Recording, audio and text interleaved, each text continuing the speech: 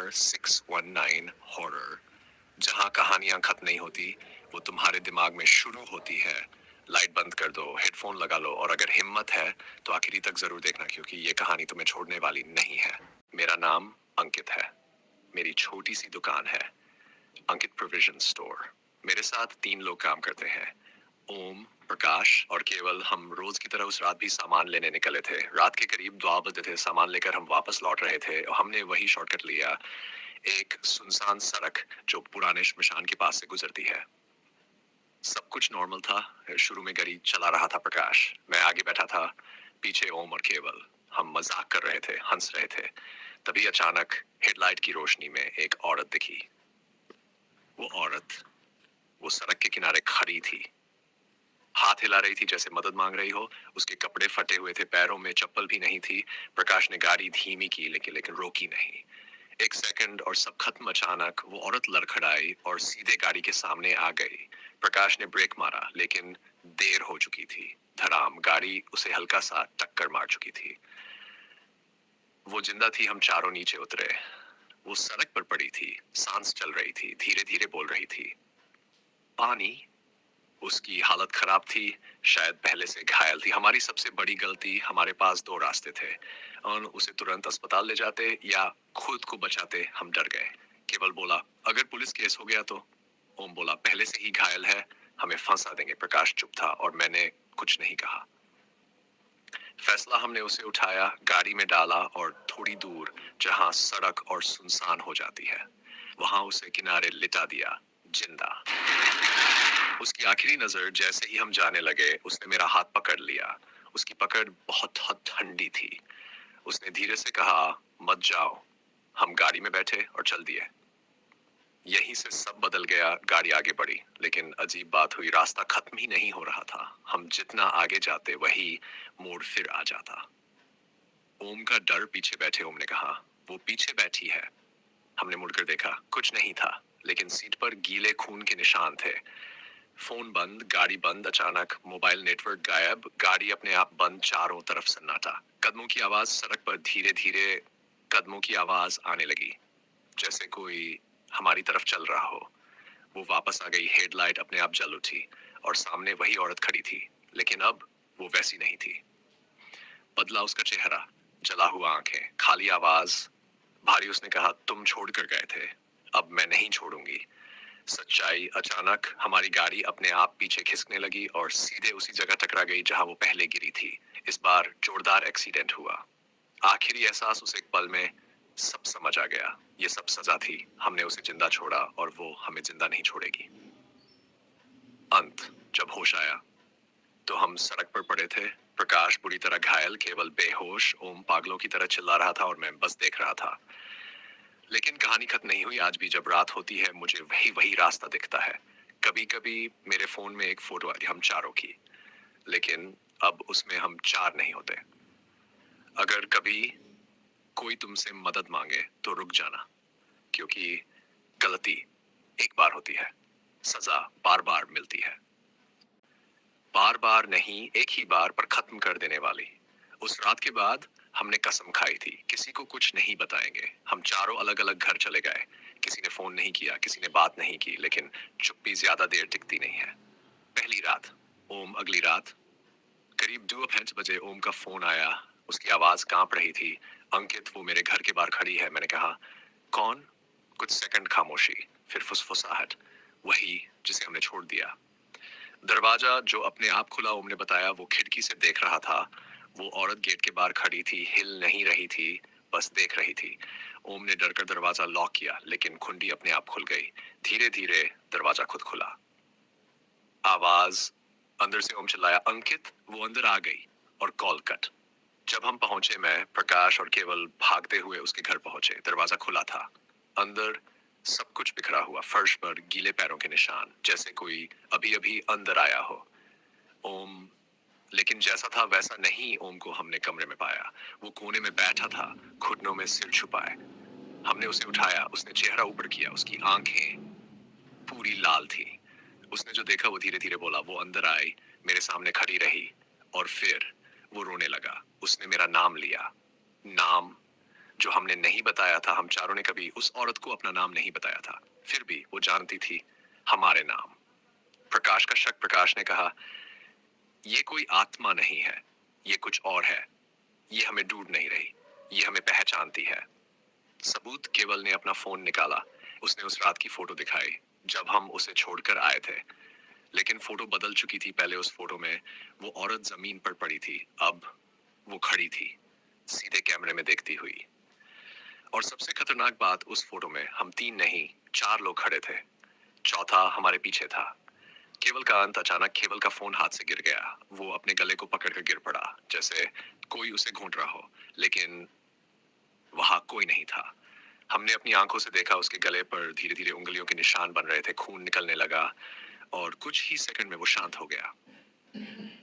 अब समझ आया, वो हमें मार नहीं रही थी, वो हमें महसूस करवा रही थी वही दर्द जो हमने उसे दिया था। अब अगला। कमरे में अचानक ठंडी हवा चली, दरवाजा अपने आप बंद हुआ और दीवार पर धीरे धीरे खून से लिखा हुआ, अब बारी प्रकाश की है। अब हम 2 बचे हैं, मैं और प्रकाश। और हमें पता है ये रुकेगा नहीं, ये रुकेगा नहीं, क्योंकि हमने उसे रोका नहीं था। केवल हमारे सामने कुछ ही सेकंड में चला गया। कमरे में सन्नाटा था। मैं और प्रकाश बस एक दूसरे को देख रहे थे। डर अब चीख नहीं रहा था, जम चुका था। आखिरी कोशिश। सच छुपाना नहीं, मैंने कहा। अब छुपाने से कुछ नहीं होगा, जो किया है मानना पड़ेगा। प्रकाश ने सिर हिलाया। उसके हाथ कांप रहे थे। हमने तय किया, जिसे हमने छोड़ा था उसे ढूंढेंगे। जिंदा हो तो बचाएंगे, नहीं तो सच बताएंगे। वापस उसी सड़क पर रात नहीं, इस बार हम सुबह गए। सूरज निकल चुका था, फिर भी वो सड़क वैसी ही लग रही थी, खामोश, खाली, भारी। हम उसी जगह पहुंचे जहां हमने उसे छोड़ा था। निशान जो मिटे नहीं, सड़क के किनारे सूखी मिट्टी में घिसने के निशान थे, जैसे किसी को घसीटकर अंदर ले जाया गया हो। हम उन निशानों के पीछे पीछे गए। टूटी दीवार के पीछे थोड़ा अंदर, एक टूटी हुई दीवार के पीछे मिट्टी उखड़ी हुई थी। प्रकाश ने बिना कुछ बोले हाथों से मिट्टी हटानी शुरू की। मैं भी उसके साथ लग गया। जो मिला वो अंत था। कुछ ही देर में एक हाथ दिखा मिट्टी के अंदर से। हम रुक गए, सांस रुक गई। धीरे धीरे पूरा शरीर बाहर आया। वो वही जिसे हमने छोड़ा था, वो यही थी, मिट्टी के नीचे। लेकिन कैसे? हमने उसे यहाँ दफनाया नहीं था, हम तो उसे सड़क के किनारे छोड़कर चले गए थे। उसे यहाँ किसने दबाया? सच का सबसे डरावना हिस्सा, प्रकाश पीछे हट गया। उसका चेहरा सफेद पड़ चुका था। उसने फुसफुसाया, हम ही थे। मुझे कुछ समझ नहीं आया। यादें जो हमने दबा दी थी, उसने बताया, उस रात जब हम उसे छोड़कर जाने लगे थे, वो अचानक जोर से चीखने लगी थी। हम वापस मुड़े थे। सबसे बड़ा पाप, प्रकाश ने कहा। मैंने पत्थर उठाया, मैं जम गया। उसने आगे कहा, मैंने उसके सिर पर मारा ताकि वो शांत हो जाए। उमर केवल मिट्टी खोदने लगे और हमने उसे यहीं दबा दिया। हमने सच भूल दिया था। डर और सदमे में हमने उस हिस्से को याद से निकाल दिया। खुद को ये समझाया, हमने बस उसे छोड़ दिया था। लेकिन सच ये था, हमने उसे मारकर छुपा दिया था। अब सब साफ था। वो हमें मार नहीं रही थी, वो हमें याद दिला रही थी। हर एक पल, हर एक दर्द। पुलिस और सच। मैंने तुरंत फोन किया। इस बार नेटवर्क था, सब कुछ बताया। थोड़ी देर में लोग आ गए। सबूत साफ था। प्रकाश का अंत। पुलिस के आने से पहले प्रकाश एकदम चुप हो गया। वो उसी गड्ढे के पास बैठ गया जहां वो दफन थी। धीरे से बोला, अब ठीक है, और अपने आप को उसी गड्ढे में गिरा दिया।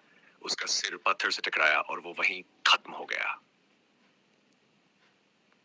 अकेला अब सिर्फ मैं बचा था। मैंने सब कबूल कर लिया, हर बात। आज अब मैं एक बंद कमरे में बैठा हूँ, लोहे की सलाखों के पीछे। सब कहते हैं तू बच गया, लेकिन सच, हर रात जब लाइट बंद होती है, मुझे वही ठंडी आवाज सुनाई देती है, तू नहीं बचा। और सुबेरे हाथों पर मिट्टी लगी होती है।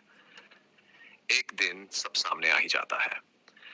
लोहे की सलाखों के पीछे मुझे 3 महीने हो चुके थे। लोग कहते थे तू बच गया, लेकिन मैं जानता था ये बचना नहीं है, ये इंतजार है। रातें जो खत्म नहीं होती। हर रात ठीक 3:07 बजे मेरी आंख अपने आप खुल जाती। कोई अलार्म नहीं, कोई आवाज नहीं, फिर भी जैसे कोई मुझे जगा देता हो। कदम सेल के बाहर, सलाखों के बाहर, धीरे धीरे कदमों की आवाज आती। नंगे पैर घसीटते हुए, ठीक वैसी जैसी उस रात सड़क पर सुनी थी। दरवाजा जो खुलना नहीं चाहिए, मेरी सेल का दरवाजा अंदर से लॉक होता है, लेकिन हर रात वो खुद ब खुद हल्का सा खुल जाता, इतना कि कोई अंदर आ सके। मैंने मान लिया था। पहले मैं चिल्लाया, गार्ड को बुलाया, लेकिन उन्हें कुछ नहीं दिखा। अब मैं चुप रहता हूँ, क्योंकि मैं समझ चुका हूँ ये मेरे लिए है, सिर्फ मेरे लिए। पहला निशान एक रात मैंने अपने हाथ पर हल्की सी जलन महसूस की। लाइट जलाई तो कलाई पर मिट्टी जमी हुई थी और नाखून के नीचे खून। मैं सोया था या गया था, मुझे याद नहीं। मैं सोया था या वही वापस चला गया था। वापसी उसी जगह उस रात। मैंने आंख बंद की और जब खोली मैं फिर उसी सड़क पर था। सुबह नहीं, रात, ठंडी हवा, वही सन्नाटा। वो मेरे सामने खड़ी थी। अब उसका चेहरा साफ था, जला हुआ नहीं, डरा हुआ नहीं, शांत। आखिरी सच उसने कहा, तूने सब बता दिया। मैंने हाँ में सिर हिलाया। मेरी आवाज नहीं निकल रही थी। हिसाब जो बाकी था वो धीरे धीरे मेरे पास आई। मेरे हाथ पर उंगली रखी जहां मिट्टी लगी थी, और फिर मिट्टी अपने आप हटने लगी। नीचे त्वचा नहीं थी, सच सामने था मेरे हाथ पर। धीरे धीरे उसी गड्ढे का निशान बन रहा था, जैसे मुझे भी वहीं दबाया जा रहा हो। असली सजा, उसने कहा, मरना सजा नहीं है, याद रखना और जीना सजा है। मैं वापस आया, लेकिन अधूरा। अचानक मैं फिर अपनी सेल में था। लाइट जल रही थी, सब नॉर्मल, लेकिन एक चीज बदल चुकी थी मेरे हाथ पर। अब भी था। आखिरी दिन, अगली सुबह गार्ड आया, दरवाजा खोला और जम गया, क्योंकि मैं अपनी जगह पर नहीं था। मैं कहाँ था? मैं फर्श पर था, घुटनों के बल, हाथों से जमीन खोद रहा था, और फर्श के नीचे सीमेंट टूटा हुआ था, नीचे गीली मिट्टी। आखिरी सीन, गार्ड ने नीचे से देखा और चीख पड़ा, क्योंकि मिट्टी के अंदर दो हाथ बाहर निकले हुए थे। एंड फाइनल ट्रथ, उस दिन के बाद मुझे कहीं नहीं देखा गया। आखिरी लाइन, कुछ कहानियां खत्म नहीं होती, कुछ लोग मरते नहीं, बस दबा दिए जाते हैं। कुछ लोग मरते नहीं, बस दबा दिए जाते हैं। उस दिन के बाद मैं गायब घोषित कर दिया गया। कागजों में लिखा गया, कैदी ने खुद को नुकसान पहुंचाया और भाग निकला। किसी ने गहराई में नहीं देखा, किसी ने सच नहीं पूछा। लेकिन सच फर्श के नीचे था। जिस सेल में मैं था, उसे सील कर दिया गया। कहा गया, मेंटेनेंस चल रहा है। असल में वो जगह छुपाई जा रही थी। एक आदमी जिसने ध्यान दिया, कुछ हफ्तों बाद एक नया गार्ड आया, पुरानी फाइलें देख रहा था। उसे मेरी रिपोर्ट मिली। कुछ गड़बड़ लगी।